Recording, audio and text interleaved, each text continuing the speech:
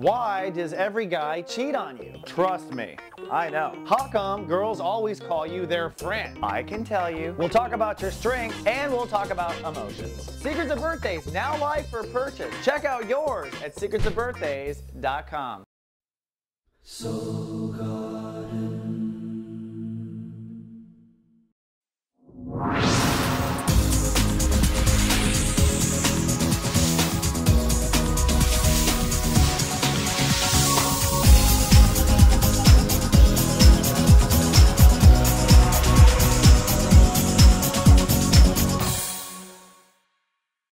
Hello and welcome to Soul Horoscopes Orbits Edition. My name is Christopher Rayman Witecki, and I consider myself your soul biographer, a person here to help you put together your karmic story through the orbits of what is above turns out to be what is below. And it's a pleasure to be back on the air.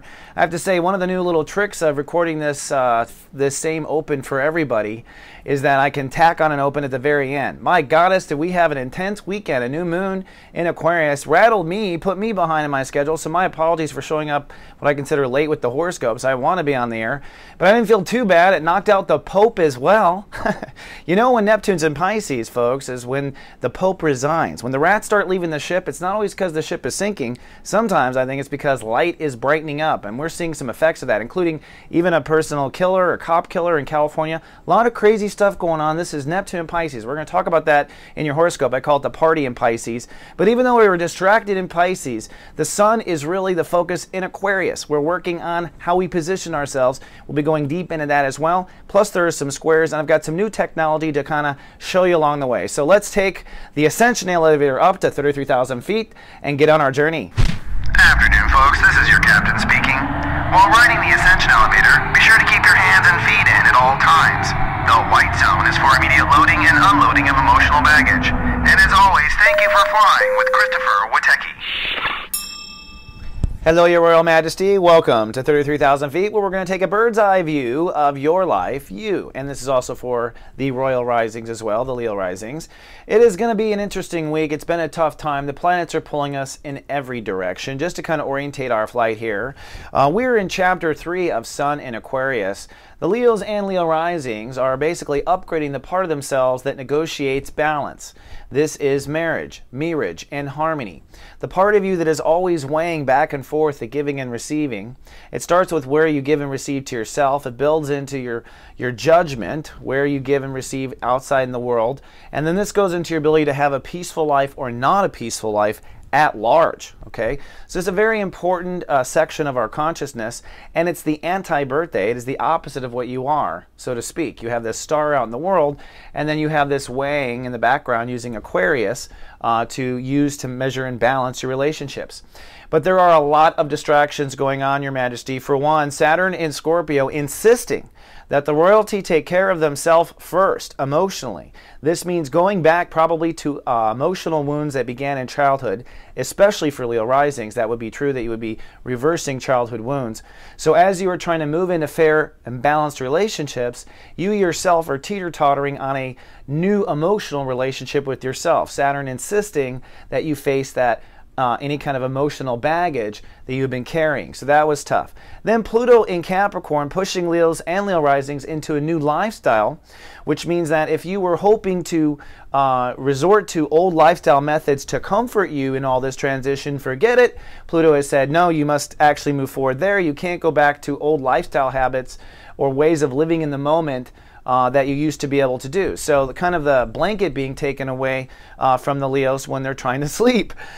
So this is all the concert of the energies going on, with a major distraction this week on your own personal trust in yourself. Trust issues. The universe is going to pound really hard for the Lions to get through to a new trust. That new trust is basically a spiritual connection to yourself, and that is being forced upon you at the same time. So let's do the play-by-play of the 7-day mood forecast and take a look at exactly what's going on for you and the Mr. Happy's play-by-play day by day. Now, like Hess Day is a tough day. Uranus rules a day. There's breakdown there with marriages and partnerships. On Monday, breakthrough, some understanding with the moon moves into Pisces, making you very vulnerable with trust and intimacy. We'll get deeper on that. By Tuesday, you're starting to feel better. Venus restores balance and order to your marriages, and partnerships. And at the same time, the moon is not so sensitive, but still vulnerable. On Wednesday, things sharpen up for you as far as boundary consideration, but not with your mind or fog. Neptune rules the day, so you are intuiting just exactly where to position yourself in partnerships on Wednesday. And the moon in Aries makes you philosophical. There will be a leap in learning on Wednesday, and you'll find that your belief structure was partly in the way. On Thursday, Saturn rules the day, so you're going to be decisive. And that decision will be your commitments to your marriage and to your partnerships. And the moon in Aries will make your emotions, I think, be behind you in beliefs and support. On Friday, Mars rules the day, so you'll be taking action on those partnership decisions. And the moon in Taurus will shift your emotional focus to career. So Friday is a career sort of day. On Saturday, you'll have to love and trust. Although emotions will be focused on career and legacy over the weekend, your energy will have to love and trust that partnerships and alignments will work out. And then finally on Sunday, there is a test of your partnerships. In other words, emotions might tempt you back into the old worry. At the same time, the moon is now heading for Gemini, which is another expansion that is going to kind of rattle things. And we'll look at that from another perspective right now. Let's look at that from another perspective. This is a new perspective I have, which is my Astro Doppler weather report, so to speak, where basically I'm animating the chart. So this is the 7 days of the week just animated.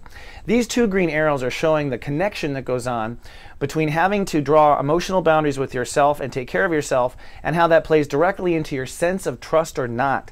So a lot of your sense of will things work out comes directly from you drawing emotional boundaries with yourself.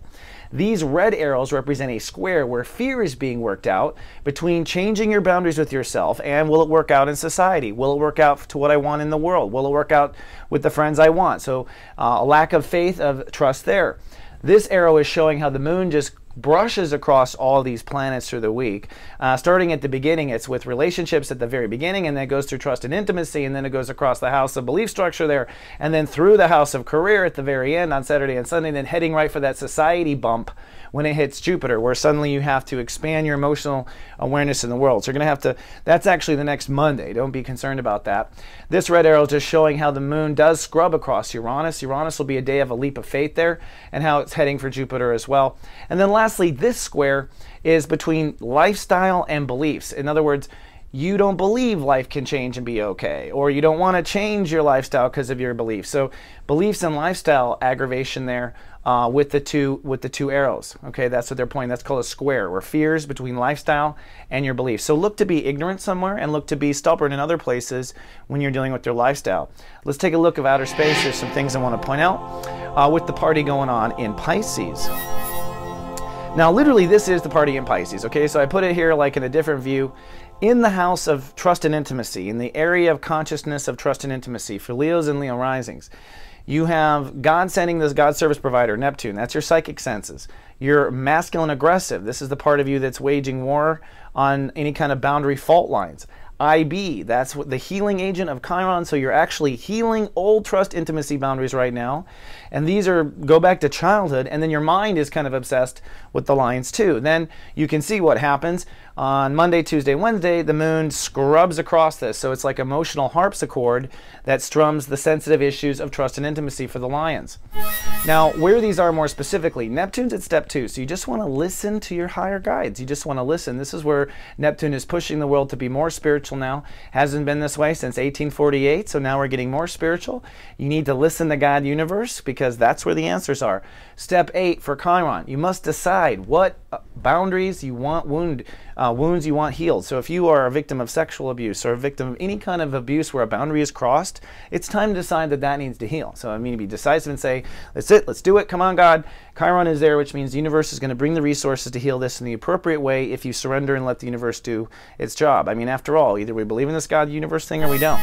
Now, looking at the other planets that are partying in Pisces, this is where I'm just now lining up for critical days. So I'm helping you guys through critical days. I think the critical days this week really are Tuesday and Thursday.